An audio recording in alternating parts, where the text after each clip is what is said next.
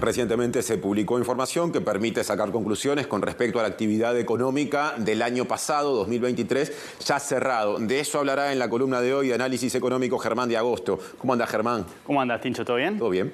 Sí, vamos a analizar básicamente lo que fue el último trimestre del año, que es el dato que conocimos, y por ende el cierre, ¿sí? Y lo que tenemos justamente en el gráfico es la evolución trimestral del Producto Interno Bruto, ¿sí? Básicamente el último dato que tenemos es el del cuarto trimestre y eso supone un crecimiento de 0,4% frente al trimestre anterior y del 2% en relación al mismo periodo del año previo, ¿sí? Es decir, el 22. Exacto, es decir, en términos interanuales, ¿sí? Y cuando miramos lo que pasó en el último trimestre, fíjate lo que es, por ejemplo, el crecimiento del agro. Sí, claro, explica casi todo, ¿no? Exacto, naturalmente respuesta a lo que fue justamente la situación de sequía, pero es un crecimiento del 60% en términos interanuales, ¿sí? Luego tenemos servicios financieros, que fue el segundo sector con más crecimiento en el trimestre, y en la otra punta, los dos sectores más rezagados fueron la construcción, justamente asociado a lo que tiene que ver con la finalización de las plantas de UPM y todo lo que tiene que ver con las obras conexas, y la industria manufacturera que cerró justamente por mantenimiento. Ahora, yo sé que la pregunta que voy a hacerte a continuación no es fácil de responder porque en todo caso hay que preguntarse con respecto a qué, pero ¿es mucho o es poco esto del crecimiento? Bueno, si vamos a la siguiente placa podemos tener una base comparativa, de alguna manera una aproximación posible a tu pregunta para entender, bueno, si tomamos el periodo 2019 como prepandemia y lo que han sido estos últimos años, ahora que tenemos el 2023 cerrado, el crecimiento acumulado básicamente es de los más bajos de la región, ¿sí? Acá tenemos, por ejemplo, el crecimiento de Colombia, de un 11%,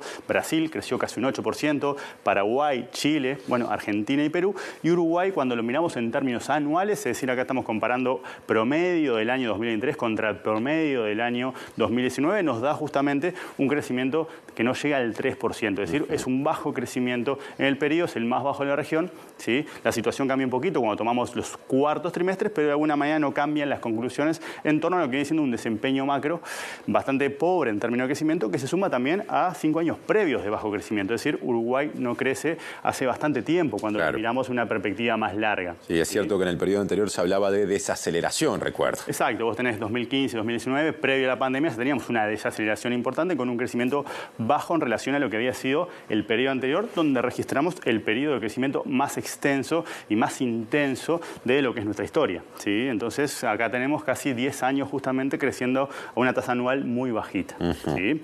Ahora, si pasamos a la siguiente placa, lo que tenemos es que esta situación no cambiaría dramáticamente, ¿sí? Ahora que tenemos el 2023 cerrado con ese 0,4, ese fue el crecimiento anual, más allá de lo que pasó en el último trimestre, y además lo que tuvimos fue una revisión a la baja importante de los datos previos. Cada tanto el Banco Central revisa las cifras porque incorpora más información y justamente una mayor conciliación, pero básicamente fue una revisión importante a la baja de los años anteriores. Tenemos el bajo crecimiento de 2023 y una perspectiva de rebote para este año que, entre otras cosas, recoge, por un lado, lo que sería la puesta en funcionamiento de la planta de UPM, es decir, la industria manufacturera. Por otro lado, también recoge lo que es el rebote post-sequía, si querés, que eso le pega, por un lado, al agro y, por otro lado, también le pega al sector de energía eléctrica. Y además lo que tenemos es un problema menor, que no quiere decir que no sea un problema, pero un problema menor en la frontera. ¿Por qué?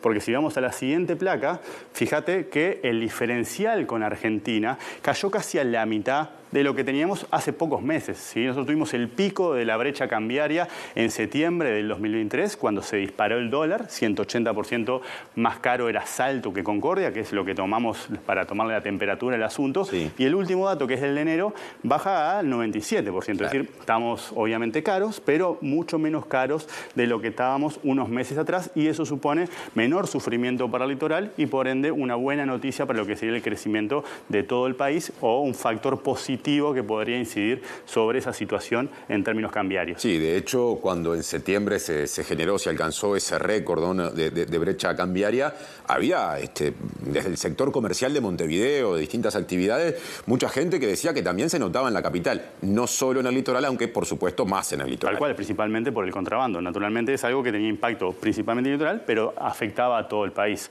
Un tema que justamente lo mencionamos, simplemente porque ya lo mencionaron dos personas hoy previamente, es el del dólar. Naturalmente hoy el dólar cerró muy bajo. Estás aludiendo a la discusión Vergara-Raffo que fuimos siguiendo recién. Sí, exacto. Naturalmente uno de los problemas que podemos tener de cara a este año es justamente el problema de competitividad acentuados por un dólar que no ha parado de caer. Hoy cerró en 37.5, ¿sí? La cotización interbancaria, y eso supone que de alguna manera tenemos un problema asociado a lo que es la competitividad medida a partir de los precios, ¿sí? Eso puede ser un lastre para el crecimiento, a pesar de que en términos positivos incidirían esos otros tres factores que repasamos: Argentina, la industria y la no repetición de la sequía. Nos tenemos que ir, pero ¿qué te parece que se puede hacer en términos de corregir ese atraso cambiario, teniendo en cuenta que Raffo y Vergara dijeron cosas distintas? Y bueno, podrías hacer las dos cosas de alguna manera. Lo que Raffo hacía alusión era a bajar la tasa de interés, ¿sí? Para hacer menos atractivo las colocaciones en pesos y darle más piola al dólar. Y lo que decía Vergara es justamente que el Banco Central intervenga directamente en el mercado de cambios comprando dólares para ponerle un piso. O sea,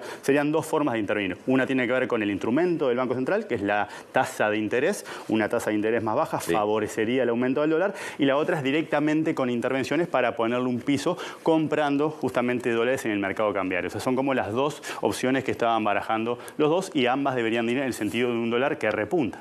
Hasta el martes que viene, Germán. Hasta el Muchas martes gracias. que viene, Tincho. Seguimos haciendo MBD Noticias.